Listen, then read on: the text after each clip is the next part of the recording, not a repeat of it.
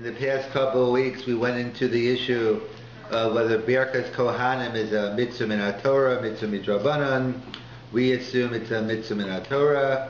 And then we got into the discussion, is it only a mitzvah on the Kohanim, or is it also a mitzvah on Bnei Yisrael, on the people of the minyan, also to be blessed as well? And then we discussed the famous question of why no Birkat Kohanim in Chutz La'aretz. It was a mitzvah min HaTorah, so what's the difference? So, different reasons given. The Beis Yosef says there should be, but the Minhag Ashkenaz is that it's not. Tov Levu Mavarach, and the Aruch HaShulchan writes people tried it. Then we discussed the Isser, the Gemara in Ksubis, the Isser for a Zar to do Birkat Kohanim. And then the Gemara in Shabbos says Rabbi Yossi would have went up and did Birkat Kohanim, and he wasn't a Kohen. So how do we reconcile? So we gave different schools of thought, whether the Chuvas Harama, that basically Rabbi Yossi would have went up when there Rabbi Yossi would have went up when there were other Kohanim, then he would have went up, but he wouldn't have gone up alone. Or others say Magen Avraham writes he would have went up, but he went to did the mitzvah. We had the Bach who said Rabbi Yossi went to do Nesiyas Kapayim. If he didn't do Nesiyas Kapayim, so he wouldn't have got the mitzvah, which we'll come back to. And then we discussed the famous Haflah that the Dafka, when there are other Kohanim, if there's no other Kohanim, you can go up. It's when there are other Kohanim, so you can't miss. You have a chiyuv to be part of the bracha, so therefore you have to make sure that you don't go up.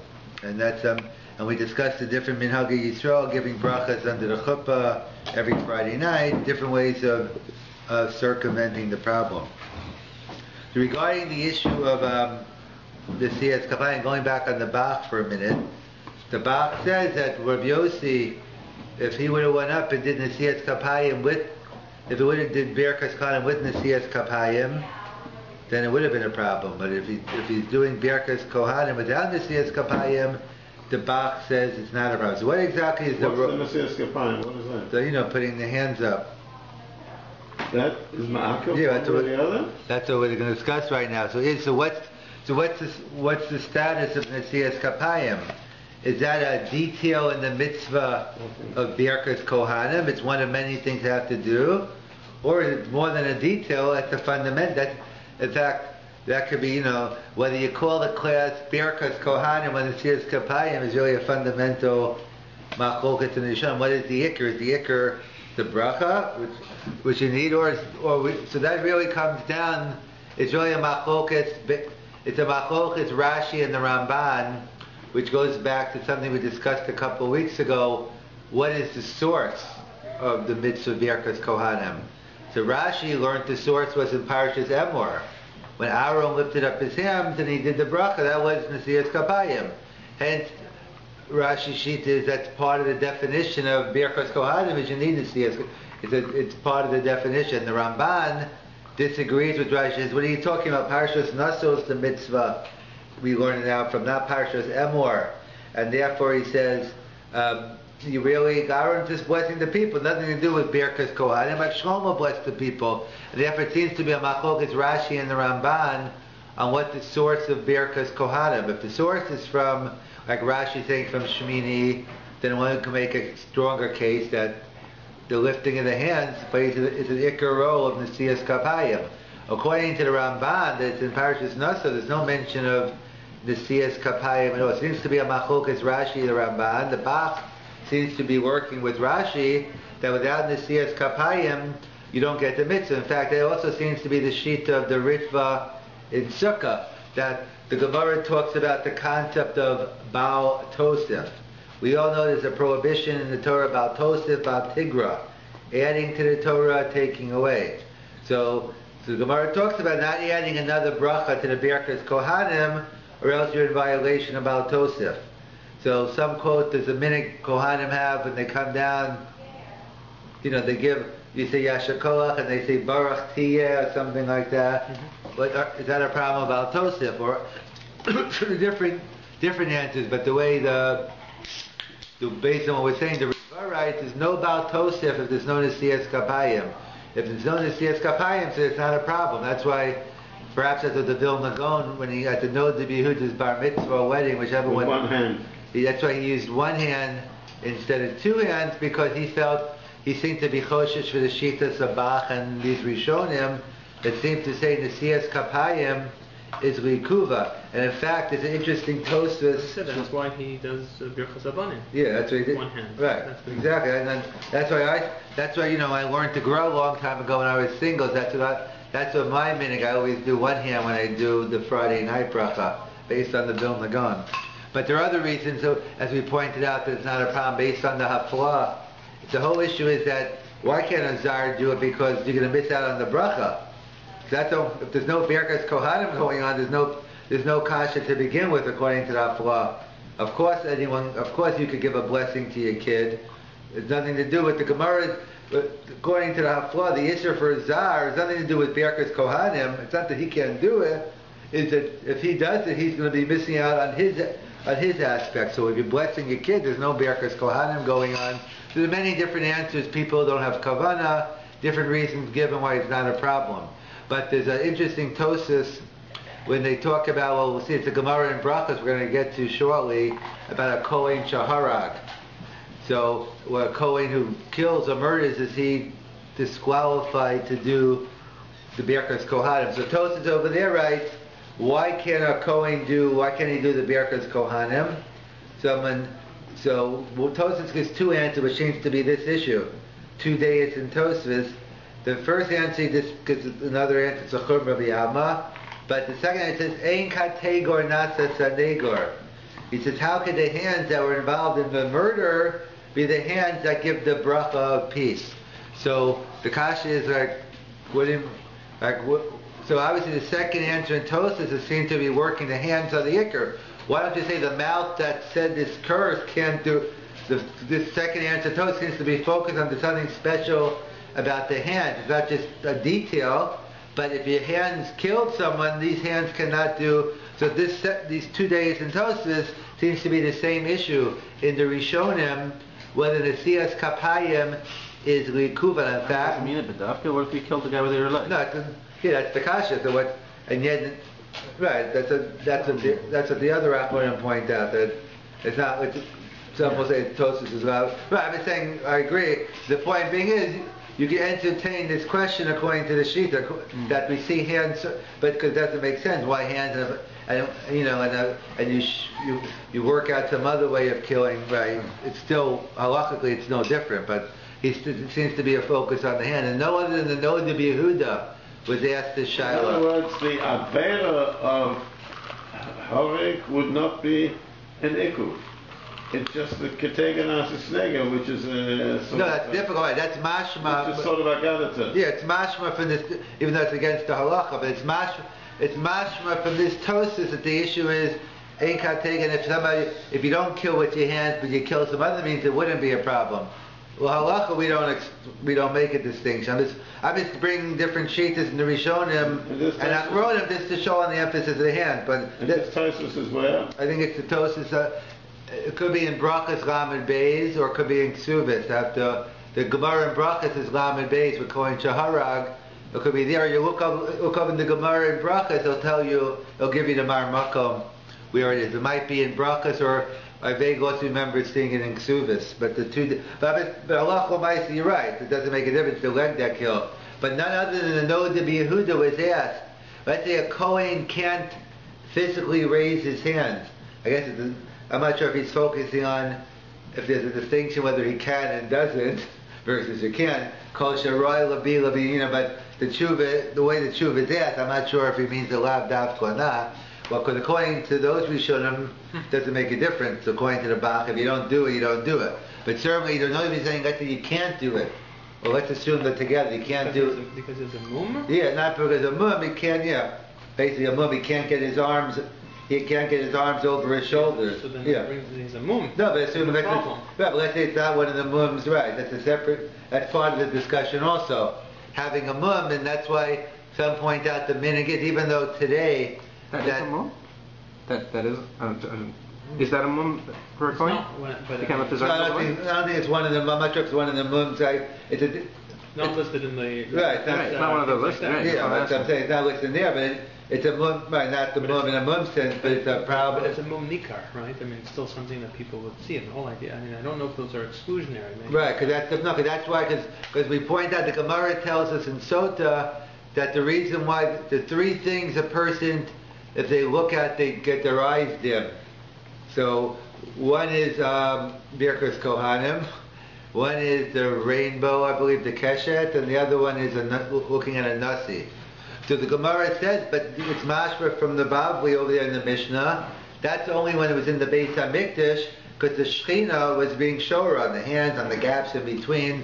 So then it's a problem. But according to the Bavli, mashma bisman hazeh, there is no Isser, and you wouldn't go blind if you looked at the Kohanim. And again, the point is the Isser is staring, not looking. If you take a look, that's not the issue. However, the Tosafos goes to Yerushalmi that says another reason for distraction, that that you shouldn't be distracted, so therefore that's why we don't look. In fact, that's the reason for the mum. So that's why there are different minhagim among Kohanim. Some cover the head and some cover hands. Some do both. But the point, it fits in well to do both, because the minute you're covering your head, so you should have the concentration. You're covering the hands so the people themselves don't get distracted. In fact, that's another raya they want to bring, that we see the people play a role. Who cares if I'm distracted? If the mitzvah has nothing to do with me, that's a raya for those shitas and the Rishonim, the Haredim who say the mitzvah is also on us. In fact, that's the whole discussion. Doing panim al panim, if you have a seat in front of the Kohen, so we pointed out, that's the Shiloh the Gemara and Sota discusses also. You have a minyan of only 10 Kohanim. So what's the halach if you have 10 Kohanim? That's all you have is 10 Kohanim. So they all get up. Who are they giving the bracha to? No one's there. So the Gemara says the Am Shebesados. They give it to the people in the fields on news, and the people who have to be at work can't be here. So that's a shiloh among the Bach and other Achronim. What about those people in Shul, but their seats are unfortunately or fortunately behind by the eastern wall, they're behind the Kohanim. So some say they're an Anas. They're no different. There's not enough seats in Shul. That's the only place they can sit, and they're included. Others say no. They're not. They can just get up and move. So that's part of that discussion. But in terms of the distraction, that's what they get into the whole discussion. They get into the whole discussion with the mum. So that's the no Yehuda Shaila. Let's say you can't lift up your hands, and the Achronim talk about ways to lift up your hand, like doing with help from other people. There's a whole discussion in that Shuva, I think from his son, others right. That's a Shiloh. If a Kohen cannot lift up his hands for the Siyas Kapayim, so the Nadi Paskins, it's a no-go. You can't be Yotze. You can't be Yotze the mitzvah of Birkat Kohain without the Siyas Kapayim. So we see the Nadi is working with these Shitas and the Rishonim Achronim. Before I learned this circuit like this, I would have the Siyas Kapayim. Are you kidding me? I would have thought it was a detail in the mitzvah. And okay, so it's good to do it, but if you don't, it shouldn't be. Especially now that unless the Bishlam, maybe you can make a case more in the Beis HaMikdash up. You're saying the Shechina, but there's no Shechina today anyway. So again, there's a focus and in fact that seems to be the Rav points out that's the Shitas HaRambam as well. The Rambam writes, it's Masha from the Rambam anyway, he goes through all the things a Kohen does to get ready. They wash their hands, they still stand up, which in general, the Gemara tells us that and so the one has to wash the hands before Birkat Kohain, hence the minig of the Levium, and I'm one of them, to go out and do the wash the hands. So that's a machlokas Rashi and the Rambam. Rashi writes, it's enough that you did Netilas Yadayim before davening. Assuming the assumption you didn't touch any places which would warrant a new Netilas Yadayim. As long as you did a Netilas Yadayim before davening, that's okay. And the Rambam, and the Romeo are mixing the two up. And the other Shita says that, I think maybe Rashi says you have to do it right before. Rashi says you have to do it right before. And the Rambam Shita, even the Netilas Yadayim by Tefillah is good enough. And the Rambam Shita, you need a Netilas Yadayim. So you wash it. So the Rambam goes to a whole list of things that one has to do. And then afterwards the Rambam says, then you make the bracha. I think the answer is they have the back to the people. They turn around now to face the people, and they make the bracha. I don't understand what use is on Netilas Yadayim before davening? No, First of all, you could have done it. Okay, let's say you do it right before davening. the question is, why do you need Netilas Yadayim for dukkering? So pashas, you need, it's a din that your hands have to be, have to be clean. It's like it's part of probably the din of tefillah. So, but Rashi, so either Rashi. And obviously, we don't pass in this way. Right, we passed it. Yeah, my Ikar din. I mean, I'm assuming. I think my Ikar din, the post can bring down. We go with the Rambam. That it's enough that you wash your hands before davening. Obviously, lechatchila. I mean, lechatchila, we know how minhag is we wash because there's no reason not to. Because there's no harm in why we're not making a bracha anyway. It's not a Netilas So Yadayim. the Achronim talk about b'shas adchak. If you couldn't get to wash your hands, then they say it's okay. Is the Netilas Yadayim part of the procedure, or is it to avoid or to nullify or to take away uncleanliness? In other words, is it that there's an ikuv in the form of some sort of tumah, and that needs to be taken away, or is it that the Netilas Yadayim is part of the etzem procedure? Yes, that's the issue with Joel. Right? That's the shot whether the Netilas Yadayim is likuva or not. And let's say you can wash the Kohanim's hands. Let's assume you washed it before davening, but you don't have any water now. So that's it. No Birkat Kohanim. So if you hold it's likuva, so it depends. Either you can hold it's likuva and still say the morning one helped, or because according to everyone, I mean, even if you want to say you need a Netilas Yadayim by Birkat Kohanim, who's Rashi's saying lechatchila, maybe Rashi's saying even b'diavad. Rashi's sheet is you got to do it right away, right before. So it's masha from Rashi. He holds, whether he says it's likuva or not, but according to Rashi, we could discuss how much of an ikuv. Maybe you could argue it's even part and parcel of the. According to the Rambam, it's mashma the latter. It's just the hachana. You need clean hands. So as long as you did the Netilas Yadayim before davening, that's enough. As long as you didn't touch any. But it seems to be the machlokas, the Rashi and the Rambam in terms of what role. Oh, so that is the machlokas. Yeah, that's the way the Achronim seem to put it together. So they point out that so the Rambam writes all these things, and he says, and then you make the bracha, and then the Kohen they turn around and they put their hands up. In other words, the question is, the Rambam writes they should be standing first. He doesn't write make the bracha, sit down and then stand. But yet the Rav points out he does say the standing, but he says don't raise your hands until after the bracha. So what's the Rambam? What's the chiddush of the Rambam here? Why don't I be ready? Have my hands up before? But then the Rav is saying pshat on the Rambam. The Rambam sheet is also in the Siyas Kapayim isn't just a detail in the mitzvah, but by definition, that's one of the things you need for Birkat Kohain. If you don't have it, it's not in the Siyas Kapayim. So we see. So what's surprising to me, before I learned the sugya, I didn't think they took it that. I didn't realize how serious the matter was. But after finishing the sugya, there's so many Rishonim and Achronim who, like, are very, it's in fact, forget about not being likuva. It's not in the Siyas Kapayim. It's like maybe it's worse. It's a bracha of Atola and all that. But that's a major. That's a major issue in terms of the Siyas Kapayim. Is as much as as the Birkat, as the actual text, the Birkat Kohanim. So Rashi's, which one holds what? And Rashi, in terms of Rashi, holds you have to wash your hands immediately before Birkat Kohanim. It's part of the procedure. So he seems to put it as part of the procedure. The Rambam would say it's as long as there's no tumah. Exactly. As long as you wash your hands before davening and you didn't basically touch places that would require you to wash again, so it wouldn't be an issue. That's one of the major issues in the Siyas Kapayim. Getting back to the Kohen Shaharag. In fact, that's the Zohar. We'll tie it into this week's Parashas Pinchas. That the Gemara tells us in Brachas Daf Lamed Beis, a Kohen Shaharag he's disqualified for the Duchanim, for the Birkas Kohanim. And they quote a pasuk, I believe it's in Yeshaya one. They quote a pasuk from Nach about Yadav, your hands that were involved in killing. These hands can't do the Birkas Kohanim. That's the Gemara in Brachas. So let me ask this: Halach l'maisa, a Kohen shaharag. So that's the Gemara. It seems to be a Gemara no one disagrees. So it's very halach l'maisa.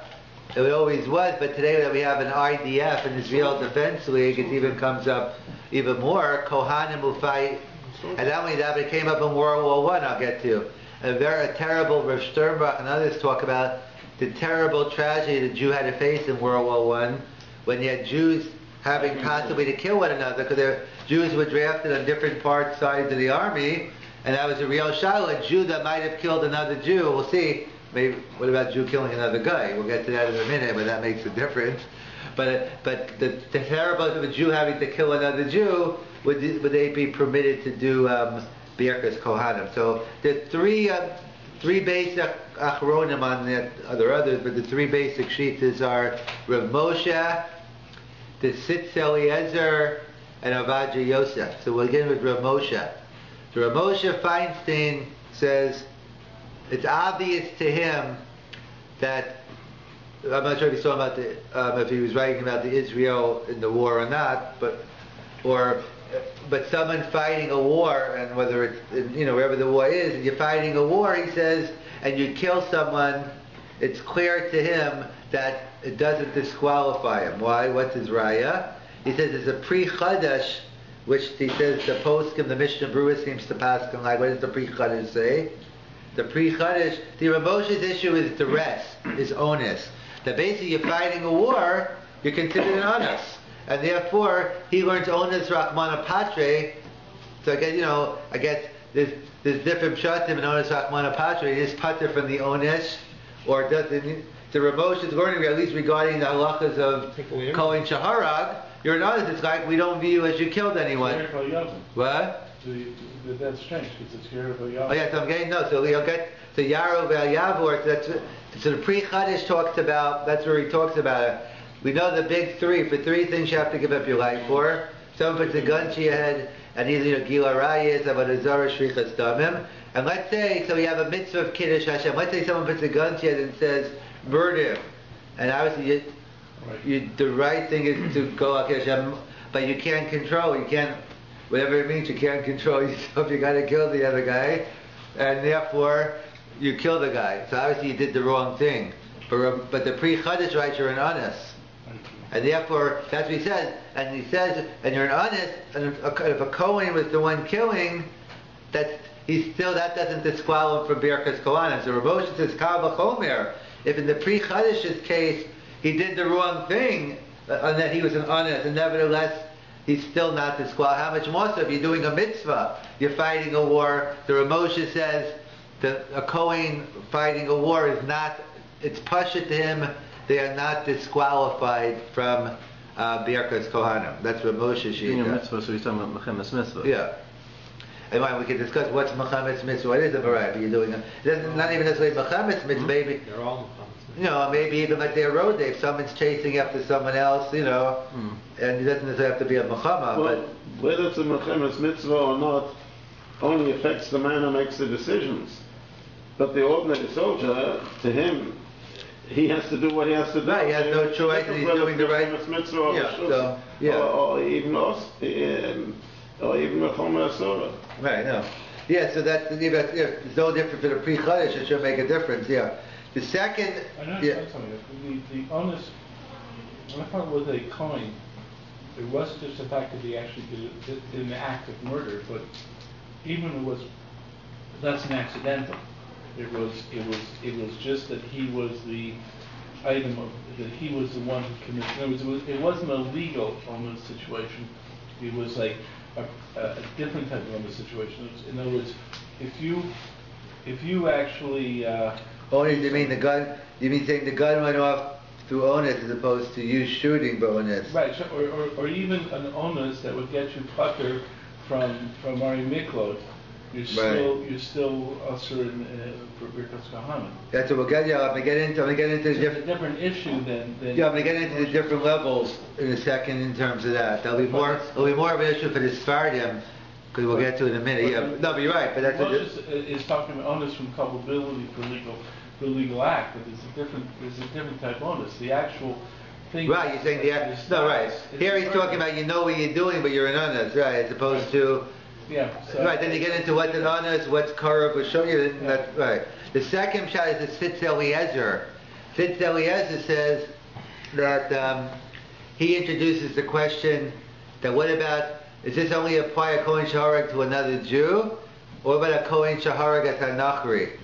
So the Sitz Eliezer writes that even though killing a Nachri is a terrible sin, and it's still Ritzicha, and it's probably worse because it's a Chol Hashem as well. Nevertheless, it's always right that the Talmudic principle is you see what the source of the halacha is and you learn out what the halacha is. So even though Al Pisvari says I wouldn't make a distinction, but since the pasuk the Gemara quotes in Yeshayahu is talking about Jew killing a Kohen killing a Jew, so therefore he claims that that's another sad heter. That if you're killing a Nachri, so then maybe you wouldn't be exempt. He quotes. Many Achronim disagree with the Sitz Eliezer. They make no distinction between, they say you're still a Rotzeach, and therefore, I think the Sitz Eliezer agrees you're a Rotzeach also. He just has a technical exemption. So that only helps if you're killing a guy. It does not help you if you're killing a Jew. But that's what the Sitz Eliezer throws in, that perhaps another factor is a Kohen Shaharag as a Nachri.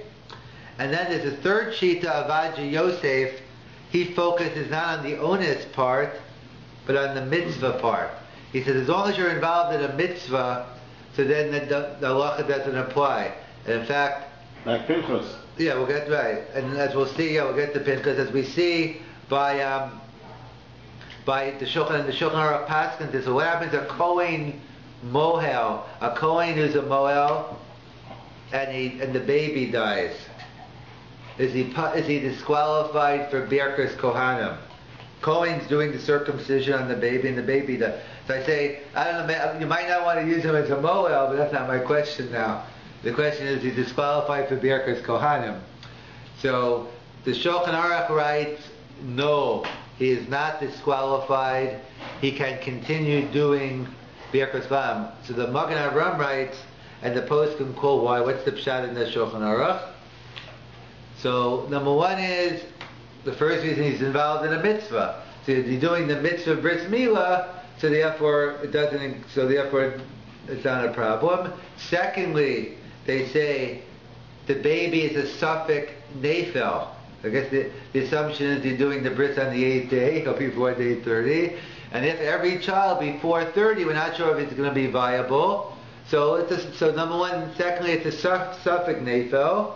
And thirdly, they write, maybe the baby, it's a little 8-day-old baby, maybe it died for some other reason, because it's very weak anyway, so maybe you can attribute to an unknown factor or a different factor. So the Shulchan Aruch Paskins, a Kohen can continue.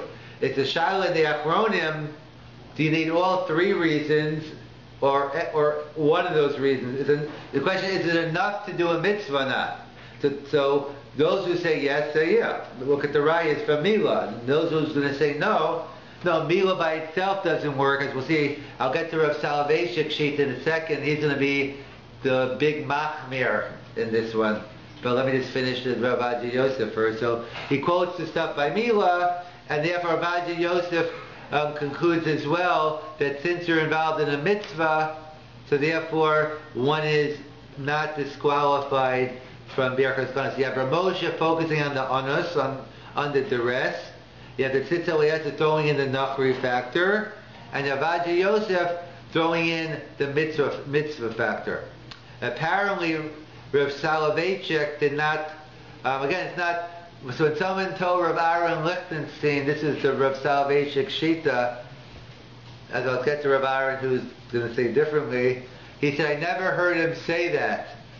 What does that mean? Does it mean to say he never said it, or he never heard him say it? I don't know. I was just reading it somewhere, but I never got to ask him what he meant by that. But I know because different times, like because you have to know what sometimes when Moshe Feinstein writes in I think he wrote about Rav David Hoffman, Rav Tzvi I don't know who he is or something. Of course he knew who he was, but I'm saying depends what he means. I mean, I don't have to. I know who he is, and I'm not recognizing it.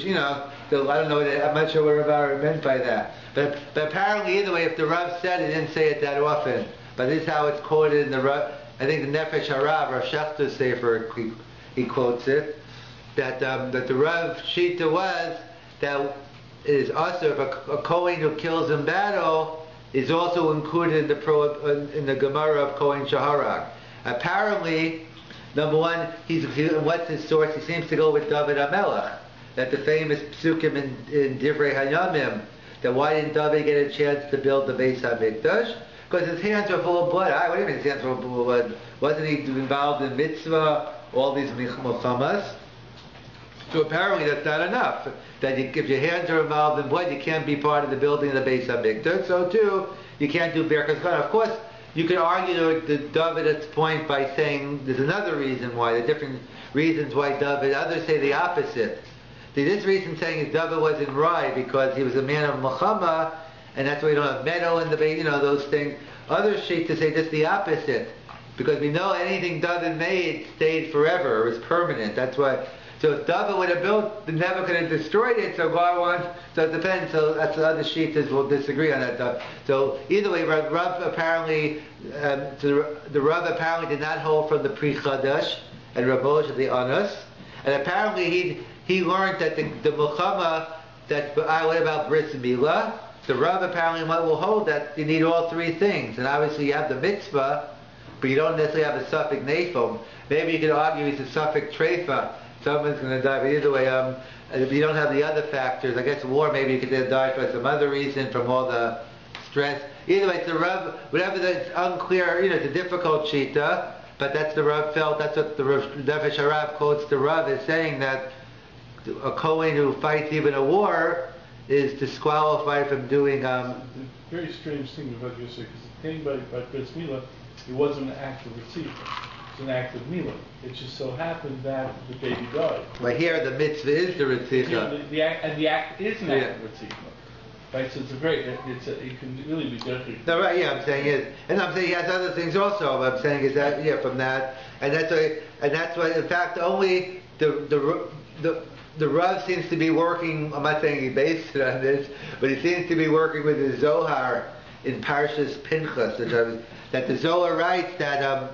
We all know the beginning of the parsha, continuation from last week, the 24,000, the Magefa, and then Princess comes along and he kills Zimri, and then he's rewarded with Brisi Shalom, and he's given the kahuna. So the child was, what do you mean he's given the kahuna?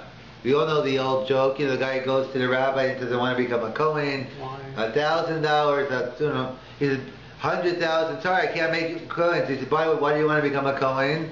My father was a Kohen. The bottom line is, what didn't we make him a Kohen? Wasn't he a Kohen anyway? So that's an interesting discussion. The Rishonim, maybe some say he missed it. He was only Aaron and specifically his kids, and anyone else were not. So he wasn't a Kohen, he became a Kohen. What about according to the Shita? The Zohar seems to be working with the Shita that he was a Kohen, but he became disqualified when he killed Zimri.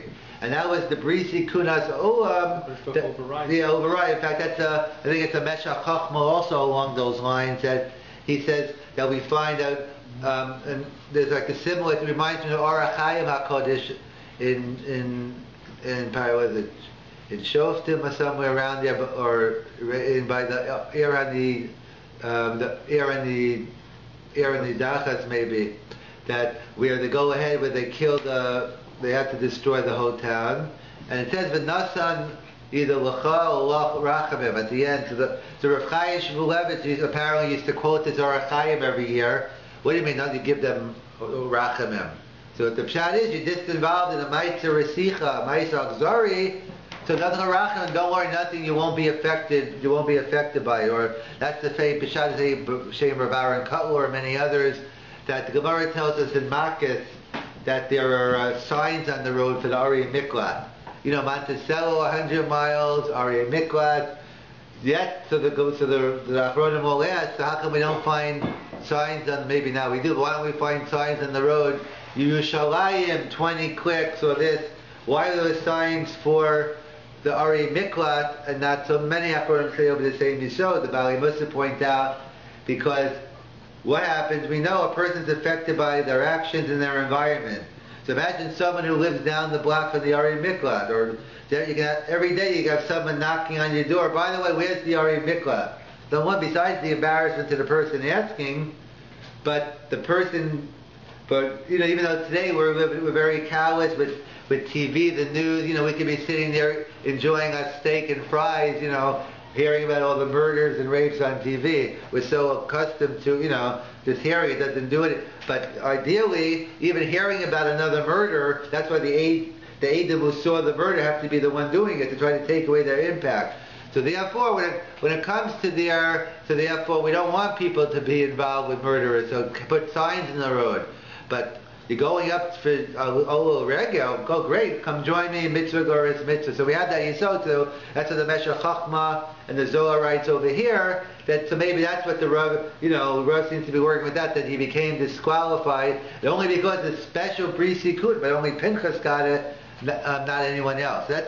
But however, that seems to be a difficult sheet. The Rav Aaron Lichtenstein is quoted as saying that after the 82 Lebanon War, and he had people back in Gush, and I think the practice is in most places in Israel as well. And Rav Aaron also gave a psychological reason. Imagine boys going to the army, they're coming back, you're killing the terrorists. Oh, by the way, you can't do Birkat Kohain anymore. This in terms of the mental impact and of everything. Besides, obviously he had a halachic basis as well, but in terms so he felt very strongly that one should go back and make sure they can do the Birkat Kohain. In fact, this seems to be the practice in England as well. Rav Moshe Sternbuch had a tshuva we're doing World War I when Jews potentially killed other Jews.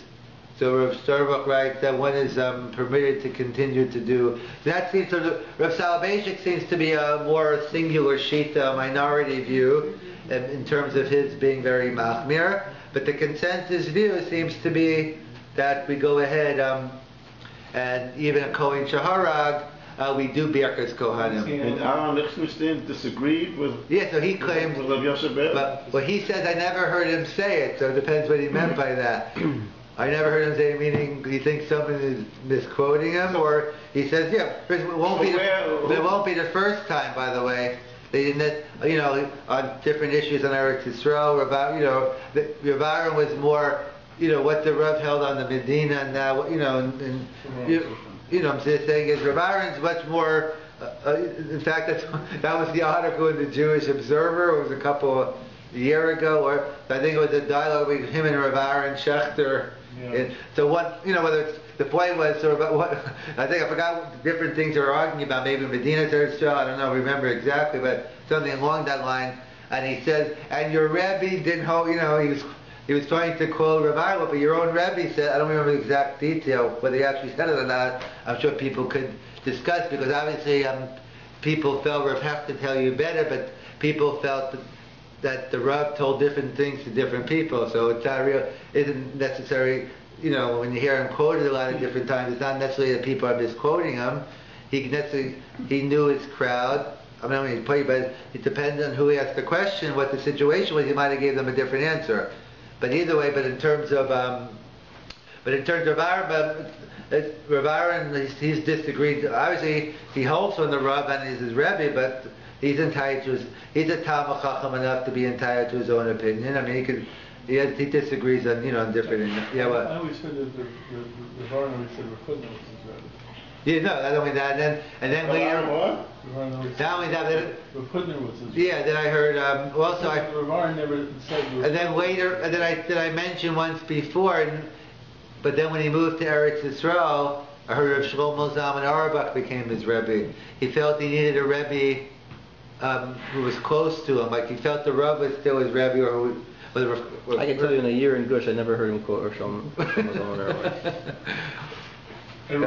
That's how close he does this. Rav Hutner eventually moved to Eretz Yisrael.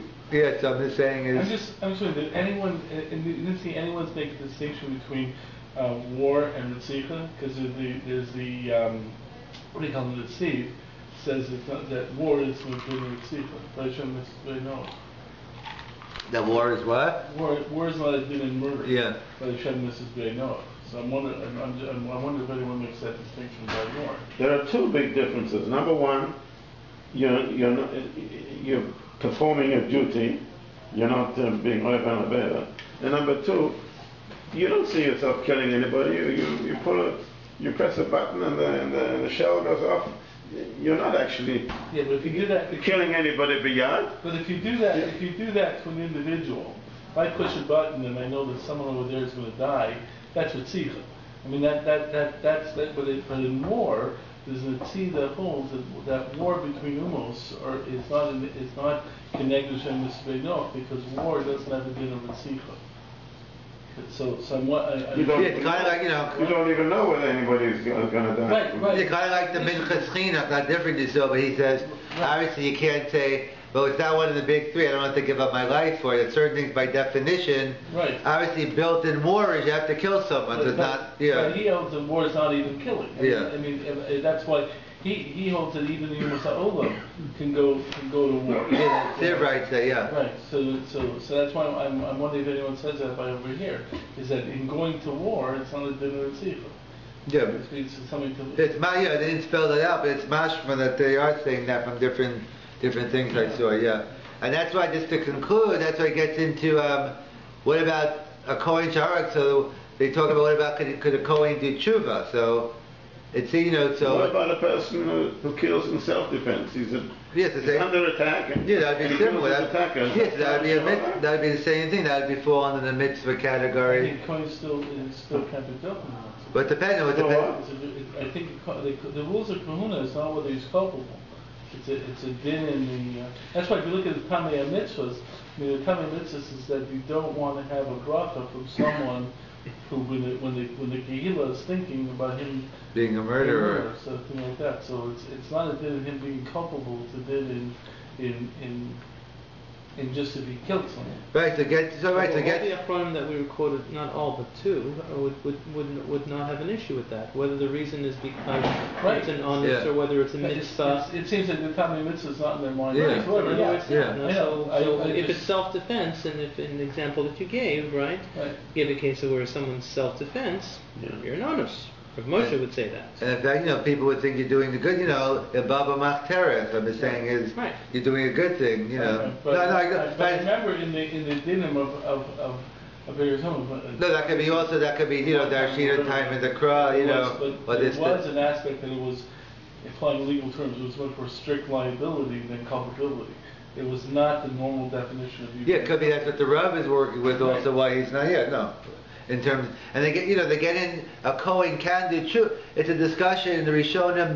The Ramah is more makel than the Machaber in terms of easier to do tshuva. But even Avaja Yosef, another Sephardi poskim, if you can get a kar of laonis, like if you like reckless driving is a problem. But that gets into also a separate share on what tshuva is. But the Rav has a discussion parenthetically in his tickle on Yom Kippur, he talks about going to the mikveh, you come new, so he gets into the machok, I think, Mechaber Ramah, Kohen doing tshuva, he thinks it's totally on what's pshat in tshuva is with the Rambam on the Achir. In terms of that gets into a whole discussion over there, but that's the basic halacha. Kohen Shaharag is disqualified, but we see the many exceptions to that rule. Many poskim are makel, the Rav happens to be a big machmer. We discussed in the Siyas Kapayim, according to many, at Izli Kuva, the Machlokas Rashi Rambam, by the Tila Shadayim as well, among the other issues.